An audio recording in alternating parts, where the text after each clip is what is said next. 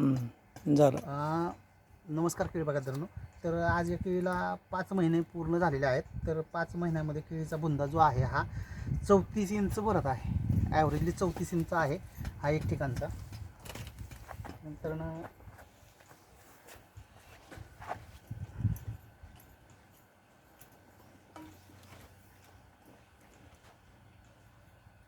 इथं 33 पर्यंत मिळत आहे.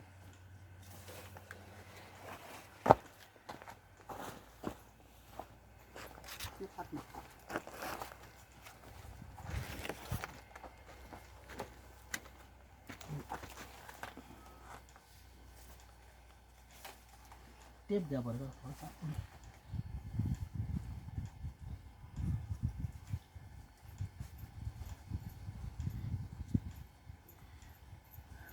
म्हणजे 29 पासून 32-34 इंचापर्यंत आहे.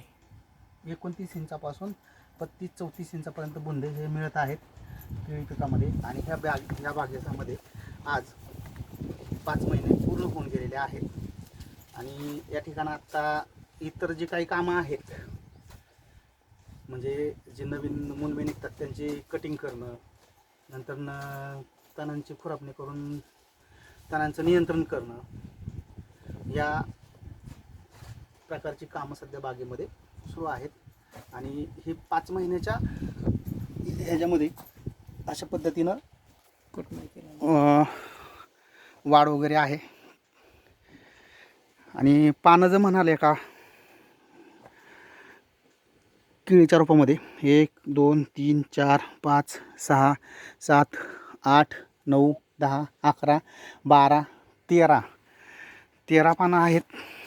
कटिंग केलेली पानं खालची 3-4 पानं वेगळी 13 पानं आहेत. इथं पहा 1 2 3 4 5 6 7 8 9 10 11 12 वरचं 13 14 अशा पद्धतीनं 13-14 पानं हे केळी पिकामध्ये आहेत. सगळ्यात महत्त्वाचं या ठिकाणं थंडीमध्ये जी वाढ म्हणतो आपण थांबते पिकाची, तर ती या ठिकाणं वाढीवरती जो काही परिणाम म्हणतो आपण तो काही या ठिकाणी दिसून येत नाही आहे. कारण आहे पहा इथं जर तुम्ही पाहिलं तर हा स्पेस हा ग्रोथ रेग्युलर चालू आहे. इथं पाहिलं तर अशी ही ग्रोथ इथं कंटिन्यू आहे. त्यासाठी जे लागणारं न्यूट्रिशन मॅनेजमेंट आणि स्प्रे शेड्यूल मागच्या वेळेचा एक व्हिडिओ आहे, त्यामध्ये आपण करपा जो येतो तर त्यासाठी स्प्रे घेतलेला होता. त्यानंतरनं बागेमध्ये अशा पद्धतीने बदल झालेले आहेत. आणि ही बुंदे हे जे तुम्हाला दाखवलेलं 29 पासून 34 इंचापर्यंत बुंदे मिळत आहेत. 29, 32, 34 या रेंजमध्ये बुंदे आहेत. आणि ही केळीची आजची परिस्थिती म्हणजे थंडीच्या वातावरणामध्ये सुद्धा जो काही बाग आपल्याला रोग आणि कीडमुक्त ठेवणं गरजेचं असतं त्या संदर्भात या ठिकाणं मार्गदर्शन करण्यात येत आहे. आणि अशी वाढ या ठिकाणी आहे. सॉईल कंडिशन म्हणाल तर ही अशी लूज ओली माती असताना ड्रिपने पाणी दिलेलं आहे, तरी ही अशी लूज आणि सुट्टी माती आहे. म्हणजे असं मातीमध्ये जो चिकटपणा असतो तो या ठिकाणं दिसून येत नाही आहे. यामध्ये सगळ्यात महत्त्वाचं जमिनीचं आरोग्य, त्यानंतरनं पर्यावरणदृष्ट्या पूरक आणि त्याचबरोबर जे काही न्यूट्रिशन लागतं पिकांसाठी तर ते प्रॉपर असेल तर अशा पद्धतीने बुंद्यांची साईज ही आपल्याला मिळून जाते. आणि या ठिकाणं इथं पुढं हे बागेमध्ये तण व्यवस्थापन आणि मुनिव्यांची काढण्याची प्रक्रिया सुरू आहे. हा व्हिडिओ यासाठी आहे की बाबा बागेमध्ये काय बदल झालेले आहेत हे दाखवण्यासाठीचा हा व्हिडिओ होता. 5 महिन्यामध्ये अशा पद्धतीनं या ठिकाणं आपल्या कन्सल्टन्सीमार्फत मिळालेले रिझल्ट हे दाखवण्याचा हेतू आहे. बाकी इतर जर काही म्हणाल तर बाकी बाहेरच्या साईडनी पण तुम्हाला प्लॉट होता. आतल्या 2 line 2 number 1 number 2 number 3 number लाईनमध्ये आपण बुंद्यांची साईज मोजलेली आहे. आणि इतर अशा पद्धतीनं ही वाढ वगैरे आहे. इथं पण पानं मोजले तर 3 4 5 6 7 8 9 10 11 12 पानं आहेत. आणि ही जी लाईनिंग दिसते इथं ही वाढ ही कंटिन्यू वाढत चालूच आहे. सगळ्यात महत्त्वाचं बाकी इतर संपूर्ण महाराष्ट्रातील केळी बागायतदारांसाठी जर पिकाचा त्यांचा दिनक्रम बघितला तर पिवळसर पडणं रोपं, नंतरनं बागेमध्ये पिवळसरपणा येणं, हा अनेक शेतकऱ्यांमधील केळी पिकेतील आत्ताच्या कंडिशनला ह्या समस्या दिसून येतात. आणि ह्या बागेमध्ये तसं काही नाही आहे, हेच या व्हिडिओमधून दाखवत आहे. बाकी इतरही कामं करणं गरजेचं असतं. थंडीमध्ये न्यूट्रिशन मॅनेजमेंट किंवा बॅलन्सिंग करणं हे महत्त्वाचं आहे.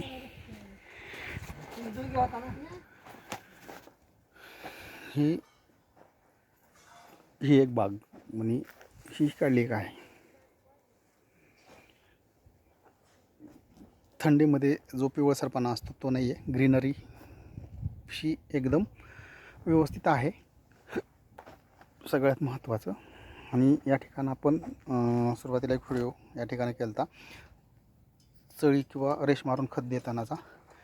त्यानंतरनं हे झालेले चेंजेस अशा पद्धतीनं या केळी पिकामध्ये मिळालेले आहेत.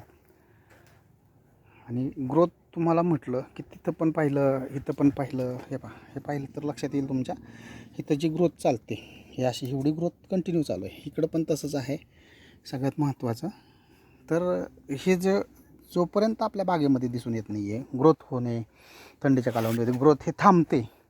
यामध्ये आपण ग्रोथसाठी असं विशेष काही असं प्रोडक्ट वापरलेलं नाही आहे, ग्रीनरीसाठी सुद्धा नाही वापरलेलं. तर हे दाखवतो आहे कारण यामध्ये फक्त एक काम झालेलं आहे थोडंसं, की जी खालचं जे काम मागं तुम्हाला पहिलं सुरुवातीला दाखवलेल्या व्हिडिओमध्ये की मुनमे काढणं वगैरे, बाकीचं खुरपणी करणं किंवा तण नियंत्रण करणं हे काम चालू आहे. हे थोडंसं लेट झालं आहे आणि खालचे पानं ही सुरुवातीची जुनी आहेत ही खराब झालेली आहेत. ते काढल्यानंतर बाकीचं वरती काही पानांमध्ये काही असं वेगळे सिम्पटम्स किंवा बाकीचा अटॅक हा पिकामध्ये अजिबात नाही आहे, हे ह्या व्हिडिओमधून दाखवत आहे. आणि अशा पद्धतीनं या ठिकाणं केळी पिकासाठी मार्गदर्शन असेल, पेरू पीक असेल, तुमचं डाळिंब असेल, ऊस असेल, आलं असेल, हळद असेल, यावरती आपण एकंदरीत काम करतो.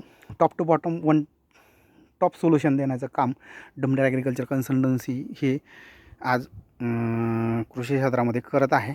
आणि हे प्रत्यक्ष रिझल्ट की दररोज एक व्हिडिओ किंवा दररोज एक ह्या गोष्टी करण्याचा उद्देश एकच आहे की आपण काय काम करतो आहे, रिझल्ट कसे आहेत हे दाखवण्याचा सगळ्यात महत्त्वाचा शेतकरी मित्रांसाठीचा हा प्रयत्न आहे छोटासा.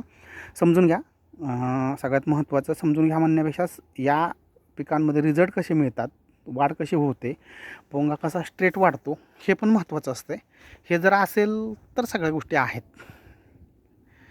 आणि इथं वरती बऱ्याच बागेंमध्ये बघा, कालचा एक व्हिडिओ आहे आपला ए आणि बी कॅम्पॅरिझनचा, त्यासारखं या ठिकाणी कोणती सिम्पटम्स किंवा कोणत्याही प्रकारचं पोगा पांढरा निघणं किंवा पिवळसर दिसणं, नंतर पानांमध्ये सिगाटोकाचा अटॅक असणं, म्हणजे हे शक्य कधी होतं तर ज्यावेळी तुमचं proper nutrition, proper spray schedule असेल आणि मध्येच फक्त तो अटॅक आल्यानंतर स्प्रे करण्यापेक्षा प्रॉपर जर नियोजन असेल तर तो प्रकार या ठिकाणं बागेमध्ये दिसून येणार नाही आहे. यासाठीच आपण वन टॉप सोल्युशन किंवा शाश्वत उत्पादन धोरण तंत्रज्ञान ही आपली डमडेर ॲग्रिकल्चर कन्सल्टन्सीची टॅगलाईन आहे. तर या टॅगलाईननुसार आपण काम करतो. शेती तोट्यात जात नाही आहे. आणि सर्वात महत्त्वाचं शेतीला जे मार्गदर्शन लागतं ते योग्य मार्गदर्शन, योग्य वेळेला, योग्य नियोजन आणि योग्य नियोजन केल्यानंतर शेतीमध्ये करावे लागणारी पिकांनुसार कामं हे जर वेळेत झाली तर शेती 100% तोट्यात जात नाही आहे. हे सोशल मीडियामधून सर्वात प्रथम सांगणारी कन्सल्टन्सी ही डमडेर ॲग्रिकल्चर कन्सल्टन्सी आहे. भारतामधील म्हटलं तरी काही वेगळं नसणार आहे, कारण शेती तोट्यात जात नाही. फक्त शेतीला योग्य नियोजन आणि योग्य मार्गदर्शन मिळणं ही आज शेतीमधील विविध शेतकरी बांधवांची सर्वात महत्त्वाची समस्या आहे. आणि त्याच बाबतीत आपण डमडेर ॲग्रिकल्चर कन्सल्टन्सी मार्फत मार्गदर्शन करत आहोत. आणि आधी आपल्या कामाच्या विविध प्रकारचे जे काही व्हिडिओ आहेत ते पाहून घ्या आणि नंतरच आपल्याशी जोडले जावा, कारण यासाठी तुम्हाला मिळेल आपल्या डमडेरे ॲग्रो सोल्युशन .1 या यूट्यूब चॅनलवरती विविध प्रकारांचे आलेले कीड रोग असतील, त्यावरती मिळालेलं नियंत्रण, त्यानंतर कशा पद्धतीने काम केलं जातं, आलं असेल, हळद असेल, नंतर तुमचं वांगी पीक असेल, मिरची पीक असेल, यामध्ये कशा पद्धतीने रिझल्ट दिले जातात, यासाठीच आपण सगळ्यात महत्त्वाचं काम करतो. इथं फक्त रिझल्ट दिले जातात, हेच ह्या व्हिडिओच्या माध्यमातून सांगण्याचा उद्देश आहे. धन्यवाद शेतकरी मित्रांनो आणि केळी बागायतदारांनो आणि इतर पीक उत्पादक शेतकरी बंधू आणि मित्रांनो, धन्यवाद.